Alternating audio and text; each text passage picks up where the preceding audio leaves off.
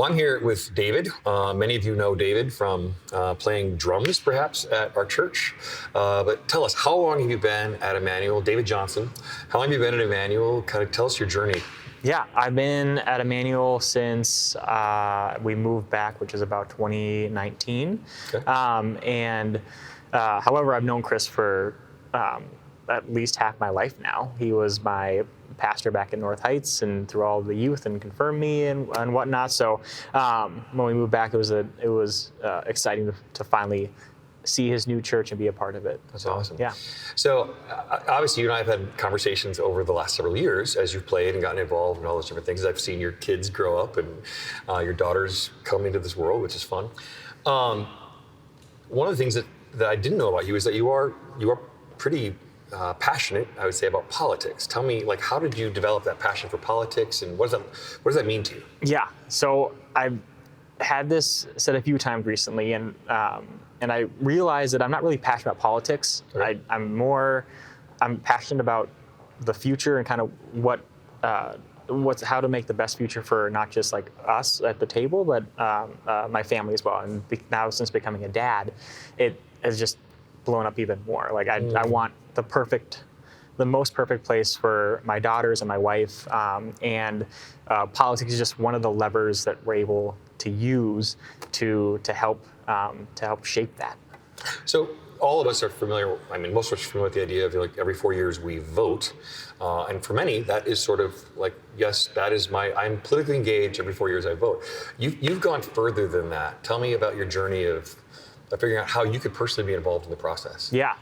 So after, I've been involved, like you said, like going in and voting since I was 18. And I did absentee before college, and then whenever I could, I did. But I would miss some here and there because I didn't know there was like a local school board or something else that was happening, because Sure. You just don't really hear about it. Sometimes the local news mentions it. Sometimes you just know that it's like the big one in November. Mm-hmm. But I wanted to get involved after 2020 just to understand the part of like the day of election day. Like, how does like that work, like when you're a poll worker and you can help people vote. So in 2022, I volunteered to be a election judge for the full day. You can do either a half or a full, and I wanted to be there from beginning to end to see like what is it, how can you start up and how do you close out, and what's the entire process take. And it's a long day, but it was a great full day to understand the process and help people like cast their vote and be a part of it. And it can be busy, especially after work, but you get it done, and it's exciting. So what exactly does an election judge do? So there's a few different roles that you get to rotate through. Okay. Typically, you can be a greeter judge, where you just make sure that they're in the right place. You sign people in. You check that they're in the right right precinct, right? That everything checks out. You hand out the ballots. You explain the ballots in certain scenarios, like in the primary earlier this year. You can only vote. You had to choose a party before you voted, and so you'd get either a Republican ballot, a DFL ballot, or a Legalize Marijuana Now ballot. Those were the three. Mm-hmm. And then I want to ask you how you voted. Yeah, no need. And then at the end, of course, you hand out a sticker and make sure that everything goes in right. So you just rotate through. You can be on your legs a lot or be on your butt a lot, depending on what you want to do. But it's a fairly easy process that anyone can do. Sure. Yep. So you became a caucus judge. Election judge, right? Yes. And then from there, what was kind of the next? Yeah. So this year, about the primary time, I just happened to have the Carol Lebanon, and they mentioned the caucus was coming up, and I had no idea we still had a caucus. I knew Iowa had a caucus. I knew it was the first big election of the year, so I knew that we didn't have the same thing, but I wanted to see what it was. So I went to my party's website to see what it was and explain just how to be involved and what to do. I found out it was down the street at Osseo Middle School, and went in blind, brought my grandpa because I wanted to bring a friend or someone that I at least knew. And so I went in, everyone was nice and explained things and were helpful. We heard from very local candidates like state rep and some like county board type seats. And then after that, we went to precinct rooms. And I know my precinct has like 1,200 people in it. Okay. In that room, there was 20 people. I was one of 20. So I can't do the math on that, but it's a low percentage. it's a pretty low percentage. So it's definitely something people don't know about.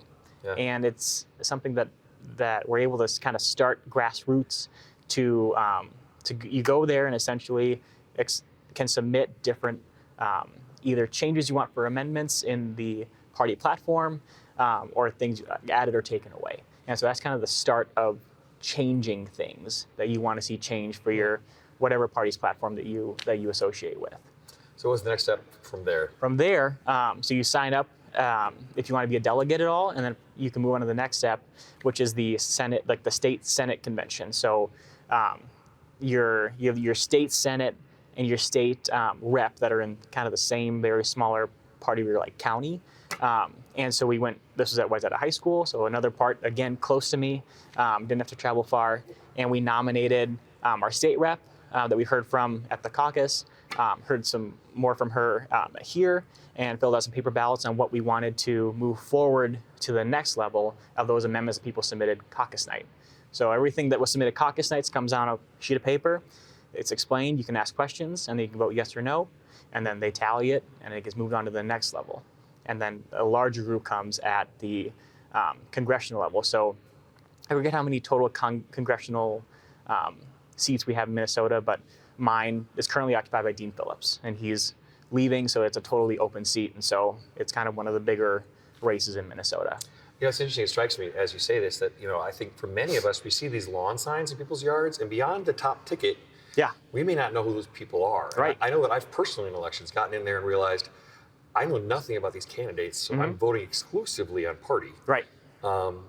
Which isn't necessarily valuable or informed. Yeah. And in what you're doing, you are hearing from, but not only hearing from, getting Yes. to know and even shaping Yes. potentially Yeah. local, Exactly. regional politics. Yeah. You're able to go here, you're able to shake their hands and ask them questions, and look them in the eye and see what they're standing for. Even before this next convention, where we got to endorse one of these candidates, I was able to email and text, like, I don't know if it was them answering it, but maybe like their small little group Sure. that is answering it. But I was able to say, hey, can you clarify this stance? Because on the website they posted, or they had some policy that wasn't clear enough for me, and I was able to ask questions and got a response nearly immediately. So these people knew that we were delegates and that they wanted to get our votes, so they answered quickly, and we were able to kind of work through the questions that I had. And by the time we heard the speeches and had things clarified, I was able to make a decision. So at this next level, the congressional convention, we voted again on amendments to standing votes on some of the more controversial ones where a yay or nay wasn't quite clear. Also never voted yay or nay before, except maybe in like some classroom type scenarios. Sure. But we were able All to. in favor of Pizza Ranch. Yeah. So yeah. And then we went through Shout out to five. Pizza Ranch. Yeah. Endorsed by Jason. That's right. Yeah. We went through 5 rounds of paper ballots to finally line up or agree to a candidate to endorse for Congress.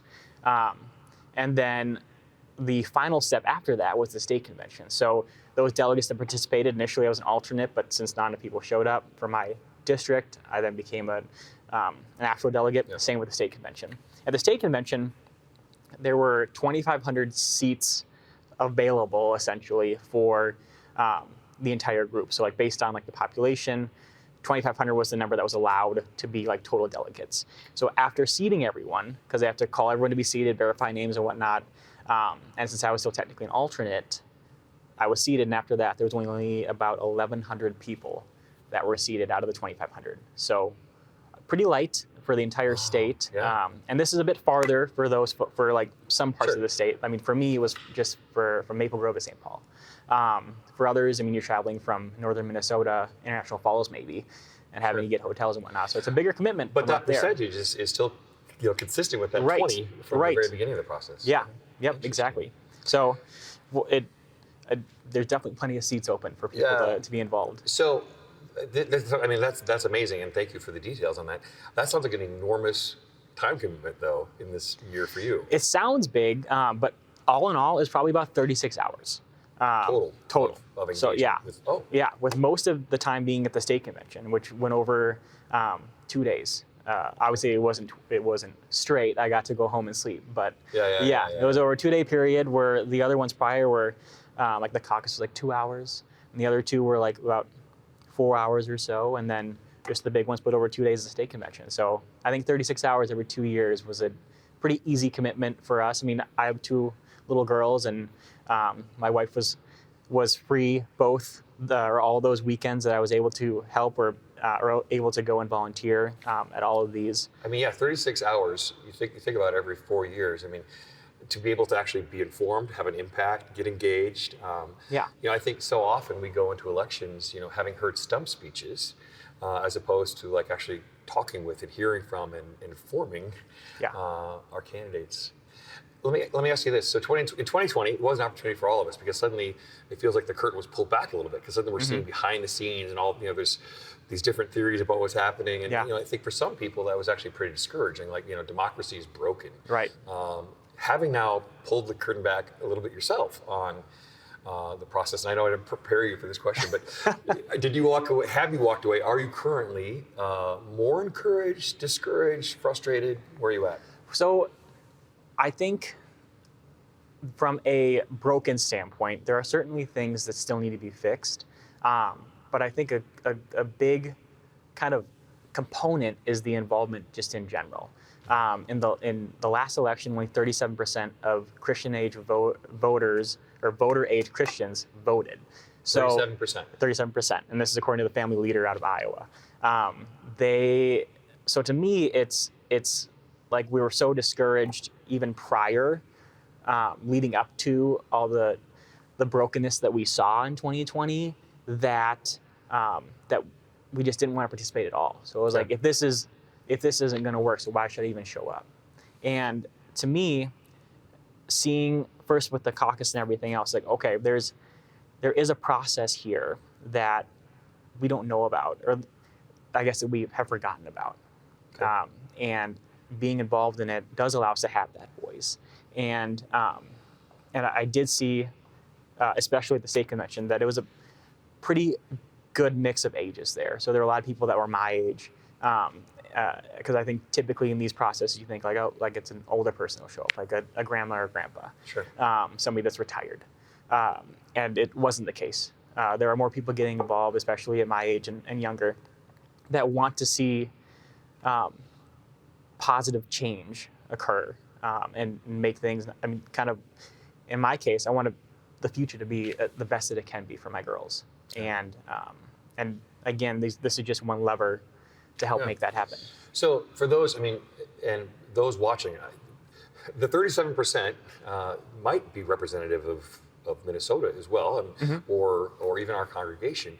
What would be a first step would you recommend for people to engage at least in the voting process? Yeah, I mean, I think the first step that we need to do, obviously, like, these conventions are done; they're closed for this period in time. However, we can simply just go to the party platforms, or I'm sorry, the candidate websites, and just see what they stand for. Like, what are the actual things? Because every news organization, every person has some agenda or sway in terms of like what they believe. So there's going to be some point that they're trying to make. But if you go to just their website, obviously, like, they want to state what they stand for, and you're going to get everything from them there in black and white. That's not twisted by anybody, whether you're left or right or center, whatever it may be. To just get some straight answers is there. But how do we know if? It's easy for somebody to put something on a website. Sure. They also have an agenda. Right, to of get course. elected. Yes, they have an agenda, but you at least hear it straight from them. And then additionally, just all these people that are running, whether it's president, Congress, whatever, they've all been alive long enough that they have some type of record. So going back and seeing what have they done? What have they accomplished, whether in politics or personal or I know what they're business? claiming, but Right. Yeah. What have they actually done? What are the fruits of their labor?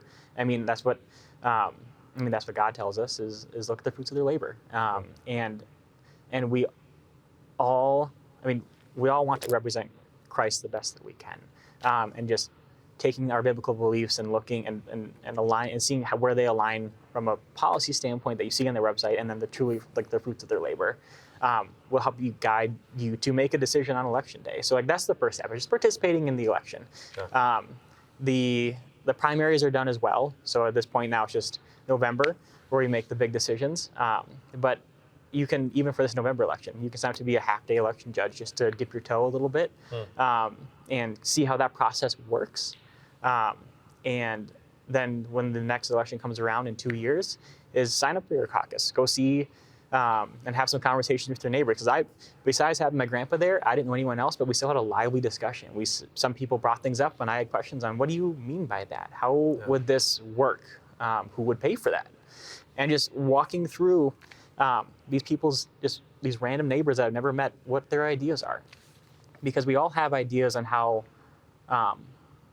we want the future shaped, and we're able to start that with updating the party platform and just having it just with your neighbors and having that discussion. Like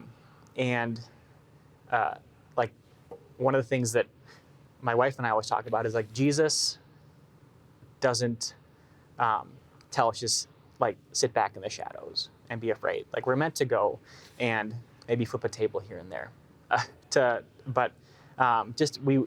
We need to have our voices heard, and even if we're uncomfortable. And that's why I think one of the reasons that you and I are talking today is like I'm getting involved in trying to figure out like how this process works and how we can make an impact. Whether we may think it's small, but God's plan is big, and we all have a role that we play in that. And that's it's just one decision, one volunteer event at a time. Sure. If someone's not registered to vote, what's the first step in getting literally just registered and eligible? Yeah, in the state of Minnesota, I think you're signed up pretty much when you have a driver's license, but going to the Secretary of State's website, you can verify if you're registered there, and if you're not, you can sign up to have a form sent to you to fill out to be registered. Otherwise, you can vote on Election Day. As long as you're in the right precinct, you can register vote. Yes, you can in Minnesota. Yeah. And I did talk to Chris. I think we're planning to have a resource through this series. I think I'm the resource to help people get signed up. Yes. Really welcome resource. Yes.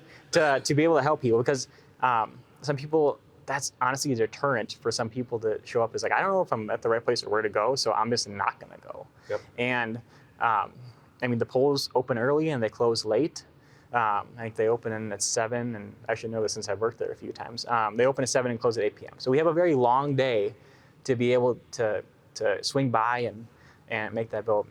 I will say that typically the lines are shorter anytime outside of like the 4 to 6 window. So if when you're planning that day, go outside that window. But Well, David, thank you so much for sharing kind of your story, your experience. Mm-hmm. Thank you for your engagement. I know I'm walking away from this conversation.